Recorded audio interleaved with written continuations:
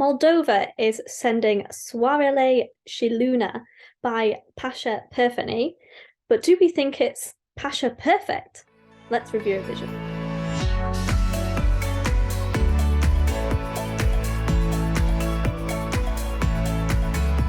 Moldova is sending Pasha Parfeni to Eurovision this year. He's a returnee. He's competed for them before. It's a very interesting song. It's very different to kind of what they sent last year. Let's have a little listen.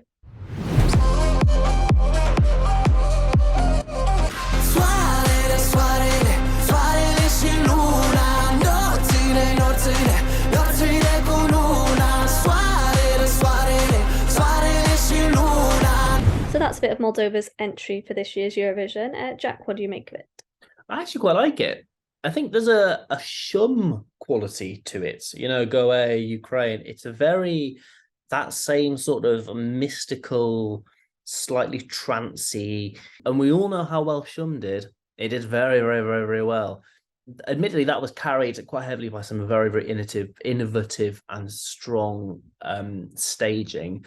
This will need it to stand out in between Israel on one side and Sweden on the other in that first semi-final. We'll talk about that later on, obviously. You've been stealing all my points here. I was going to mention Go Away and I was going to mention the running order. So I've now got nothing to say. Go on, carry on. I'll finish my little bit and then actually no, you go and then I'll No. I feel like I've cut you off mid-flow there. No, I was going to say it sounds more like Go Away's other entry of the Eurovision that never was. I think the flute sounds in it sound really like Soarele, and I really like it.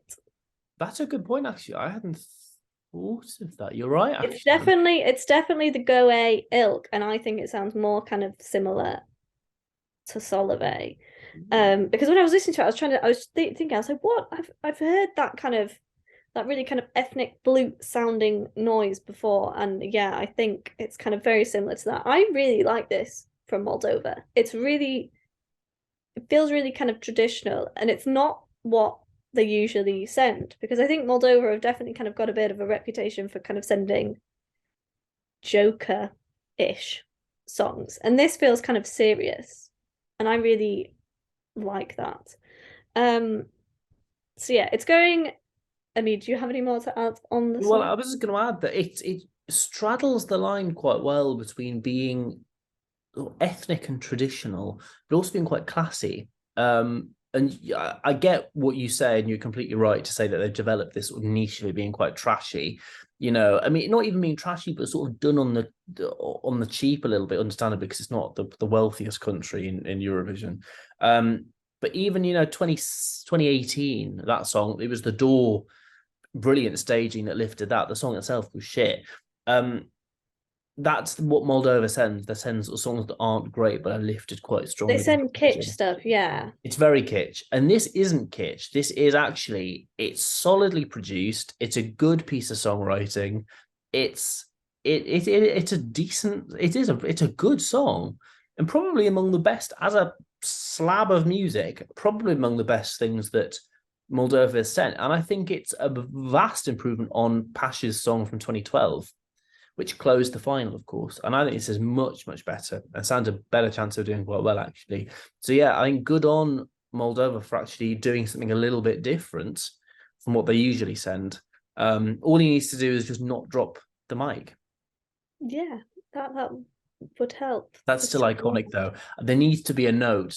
She held it for 17 seconds. I would have her back every year, frankly. Natalia Gordienko, what an icon.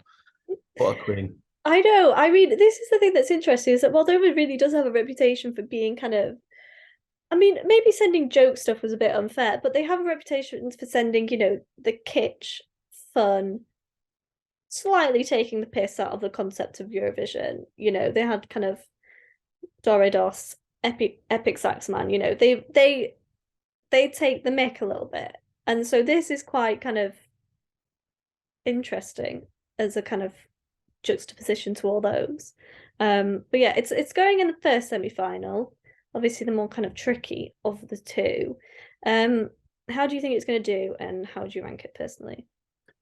Well, I think it'll go through no matter what, because again, by any metric, it's in the top 10 best songs.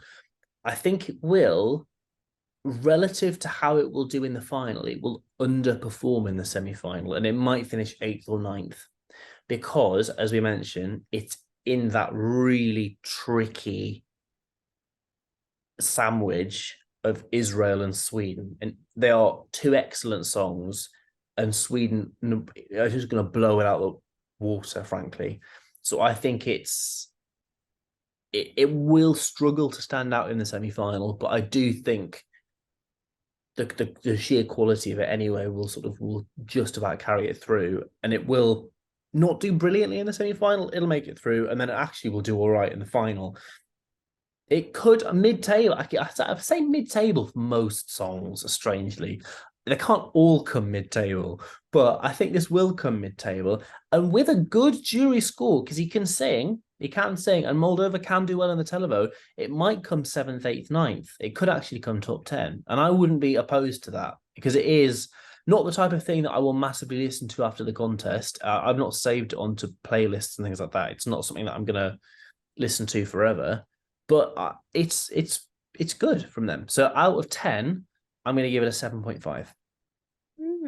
Interesting. Yeah, I mean, there's no way this doesn't make it through, even with the tricky kind of position it's put in, kind of sandwiched between absolute kind of powerhouses. But yeah, no, I completely agree that essentially when it probably has a bit more room to breathe in the final, it'll really kind of stand out. And if they have kind of, if the organisers have sense, they'll kind of put it in a similar place to where they put Moldova last year, where essentially when you have a run of kind of a couple of kind of slow, steady songs, and then Moldova hits, and it's lifted so much more because people have gone, oh, I've not tuned in for 4 songs. Oh wow, this is different to what I've just heard.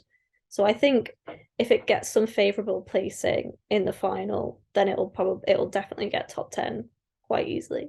For me personally, it's an 8 out of 10. I'm a big fan. It's one of those because I completely take the point of like, would I listen to it outside of the contest? But I do still listen to Shum and Soarele. So for me, it's definitely kind of in that similar kind of the red. But I don't think it'll quite do as well as Ukraine did with Shum. Yeah. Yeah, absolutely. So that's what we think. We're both quite on board with it. We'd like to see it in the final. Do you want to see it in the final? And join in the scoring fun one, or what would you score out of the 10? Do let us know in the comments, and also make sure to like and subscribe. If you subscribe, hit the bell to get notified every morning when we upload a new video. We're also on Instagram at Eurovision, so do let us know your thoughts there as well. Thank you for watching, and we'll see you next time.